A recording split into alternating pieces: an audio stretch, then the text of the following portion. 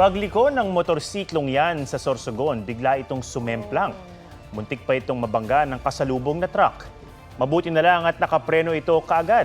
Nagtamo ng sugat ang rider at angkas nito na kapwa menor de edad. Wala rin silang helmet. Itinalaga ng Kingdom of Jesus Christ si dating Pangulong Rodrigo Duterte bilang administrator ng properties nito. Inanunsyo yan ng grupo sa gitna ng hiling ng komite ng Senado na arestuhin si Pastor Apollo Kibuloy. May report si Salima Refran. Hindi lang sa investigasyon ng Senado pinadadalo si Pastor Apollo Kibuloy para ito sa umano'y pang-aabuso niya sa mga miyembro ng Kingdom of Jesus Christ o KOJC. May sabi na rin siya sa Kamara para naman sa pagdinig sa mga panglabag umano ng Sunshine Media Network o SMNI sa kanilang prangkisa. Ang SMNI ang broadcast arm ng KOJC. Pero sa isang liham sa House Committee on Legislative Franchises, sinabi ng kampo ni Kibuloy na hindi siya dadalo sa committee hearing sa March 12. Honorary chairman na lang daw kasi ang pastor at 2018 pa hindi kasama sa pamamahala at operasyon ng SMNI. Kasabay nito, nagbigay ang kampo ni Kibuloy ng mga pangalan na pwedeng maging resource person sa pagdinig. Sa social media platform na X, ibinalita ng SMNI na itinalagang bagong administrator ng properties ng KOJC si dating Pangulong Rodrigo Duterte. Spiritual advisor ng dating Pangulo si Kibuloy. Patuloy na kinukuha ng GMA Integrated News ang panig ni Duterte at ng KOJC. Tumanggi namang magbigay ng pahayag ang abogado ni Kibuloy na si Attorney Ferdinand Topacio. Ginawa ang anunsyo sa gitna ng pag-contempt at hiling na pag-aresto ng Senate Committee on Women and Children kay Kibuloy at sa pagsasapubliko ng Korte sa Amerika ng arrest warrant ni Kibuloy para sa mga kaso ng sex trafficking, cash smuggling at iba pa. Binuhay rin muli ng Department of Justice ang sexual abuse at human trafficking charges laban kay Kibuloy. Sabi naman ng DOJ, wala pa silang natatanggap na extradition request para kay Kibuloy. Salima Refran, nagbabalita para sa GMA Integrated News. Bukod sa surot at daga, may nakita na rin daw na ipis sa NAIA. Tingin naman ng Department of Transportation, luma na ang video ng dagang namataan sa NAIA Terminal 3. May report si Katrina Son. Sa video nakuha ni Jack Cano, makikita ang dagang ito na tumatakbo papunta sa kumpol ng mga pasahero sa NAIA Terminal 3. Ang ilang pasahero napatili, may tumuntong pa sa upuan. Ang video kumalat sa social media matapos ang surot na nakita sa NAIA. Si Mayet Latiban at kanyang asawa, ipis naman daw ang nakita noong nakaraang linggo. Ipis maliit, tapos muntik maapakan ng anak ko. Kinausap niya yung isang personnel, pinalinis na yun, nahihiya ako. Kasi sa kanila sanay sila na malinis yung airport nila. Dismayado rin si Maricel Evans na galing Australia. Ayokong mag-sugarcoating pagdating sa cleanliness, parang sobrang nakakaya talaga. Ayon naman sa DOTR, ang video kung saan makikita ang isang daga na tumatakbo malapit sa boarding gate sa Terminal 3 ay maaaring lumang video na. It's possible na that video happened many years ago. Parang tingin ko parang hindi naman ngayon lang yan. Dagdag pa niya, may pest control system namang ipinatutupad sa NAIA. Sinubukan ng GMA Integrated News na kunin ang panig ng Manila International Airport Authority, ngunit wala pa silang tugon. Katrina Son, nagbabalita para sa GMA Integrated News. Abiso sa mga suki ng PNR o Philippine National Railways. Simula March 28, Huwebes Santo, hindi na biyabiyahe ng 5 taon ang mga tren nito sa Metro Manila dahil sa ginagawang North-South Commuter Railway Project.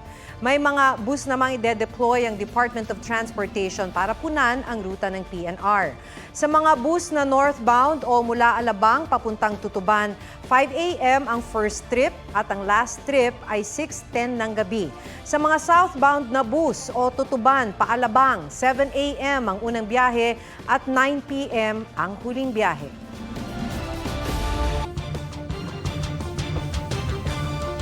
Arestado ang isang suspect sa online pambubugaw sa kanyang batang pamangkin at kapitbahay.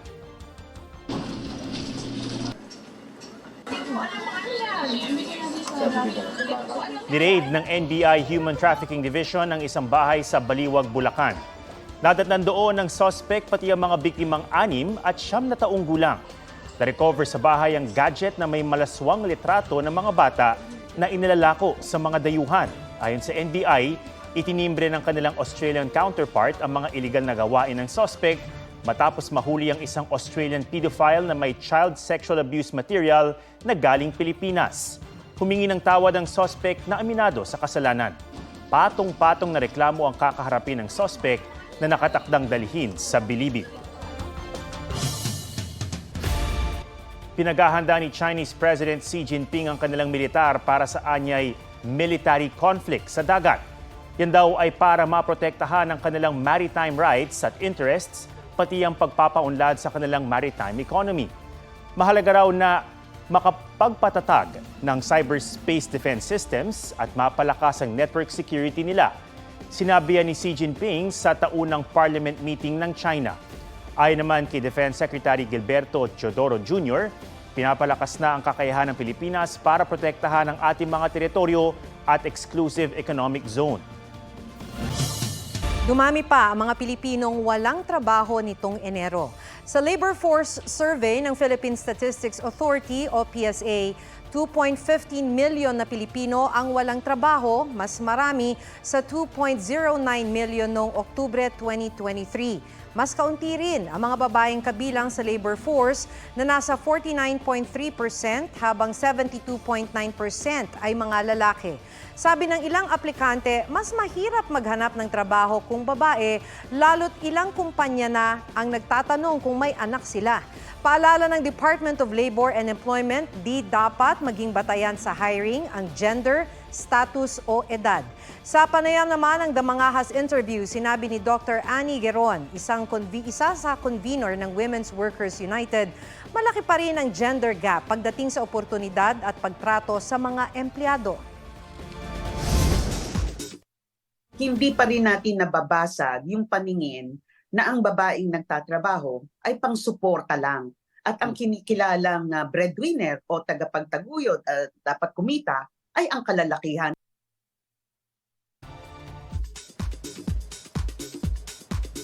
Honored daw si Heart Evangelista na maging cover ng isang Malaysian fashion magazine.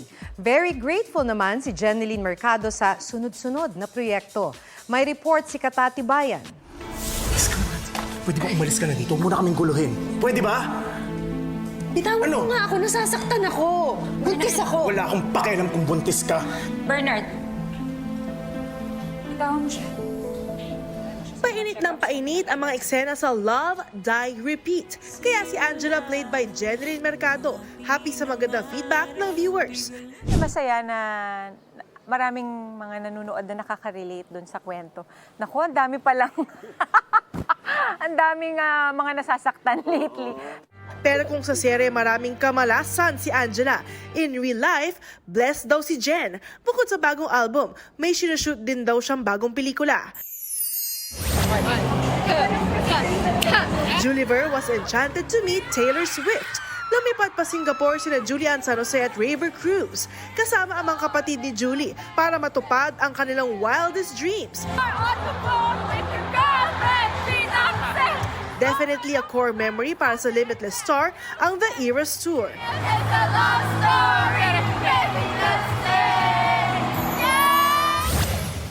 Matapos umattend sa Paris Fashion Week, cover naman ngayon si Heart Evangelista ng isang Malaysian fashion magazine.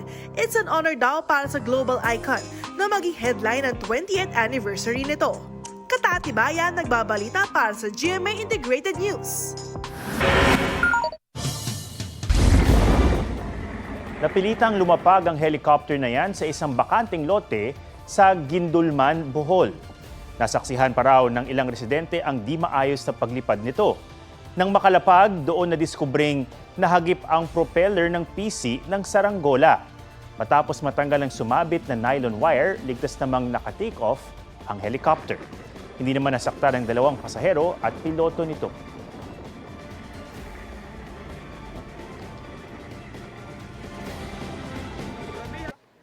Isinagawa ngayong gabi ang pag-alala ng mga taga-Kapuso Network sa premiadong aktres na si Jacqueline Jose. Kabilang sa mga nagsalita sina Director Gina Alahar at Dominic Zapata. Inalala rin ni Andrea Torres sa mga ambag ni Jacqueline sa showbiz. May puntong naging emosyonal si Alden Richards habang ipinagmamalaki ang kanyang tita Jane. Dumating din si GMA Senior Vice President for Entertainment Group, Lilibeth Razonable, at iba pang opisyal ng Kapuso Network. Pati na sina Barbie Forteza at Jack Roberto. Sa huli, nagpasalamat ang anak ni Jacqueline na si Andy sa mga nagmahal sa kanyang ina. Bukas na ang huling gabi ng lamay. Sa linggo naman ng inurnment o paglagak ng abo sa huling hantungan na pribado lang para sa mga kamag-anak at malalapit na kaibigan. March 2 nang pumanaw si Jacqueline Jose dahil sa atake sa puso.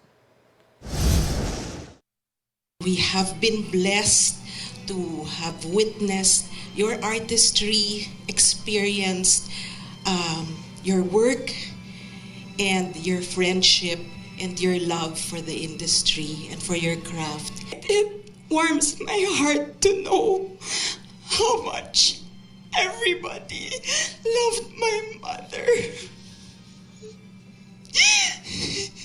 It's been helping me so much to see that every single one of you, I know every single one of you because she tells me about all of you.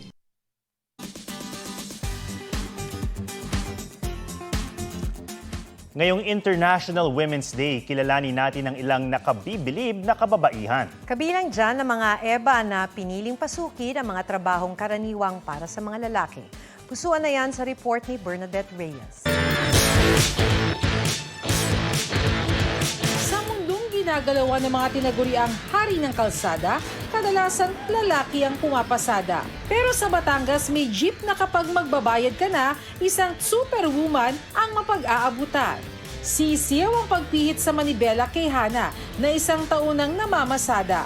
Nagsisilbi raw itong daan para matustusan ang kanyang pag-aaral. Pati nga pag may mekaniko at pag-welding, kanyang pinasok. Yun, may gastusin na po ako sa tinutuluyan kong bahay. May baon na po ako kinabukasan. Pagsakay naman sa LRT, welcome aboard sa tren na babae rin ang nagmamaneho. Etong si Pauline, ready to serve with her train operating skills. Sa dami raw ng trabahong pwedeng pasukan, ito ang napili niya dahil mas naipapakita ang talento at kakayahan.